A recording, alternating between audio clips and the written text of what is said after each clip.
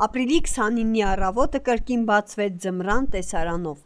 Կարծես ձմեռը չի ուզում նահանջել, անկախային բանից, որ ջավախցին դեռ նոր է սկսում սերմը հանձնել հողին։ Ինչքանով է վատ անդրադառնում այս եղանակը հողագործության վրա, մեկնաբանեցին մեր բնակիչները։ Դա որ ցանել է, իհարկե կանուխ ցանողը միշտ անգամ շահեք է, լավ է,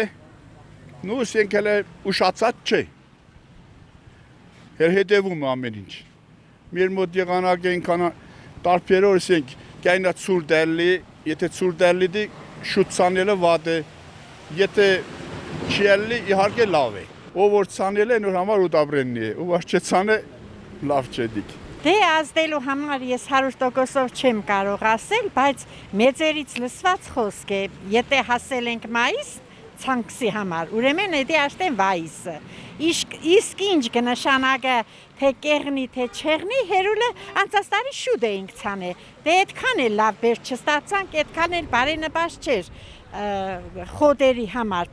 բարենպաստ էր կարտոֆիլի համար, կարտոֆիլը շատ մաս մնանց ձայն տակ, իսկ այս տարի ինչ մի տեղնի երևի աստված կթելադրը, կսպասինք գալիքին, իսկ որ ցանքսն հլը մեր մոտ չնկսկսի էր բարսալիղ շրջանը, հլը չսկսվի էր, նորմալ ցանքս հլը չնկեր երին, էդի եսիմ աստվածը գիտի։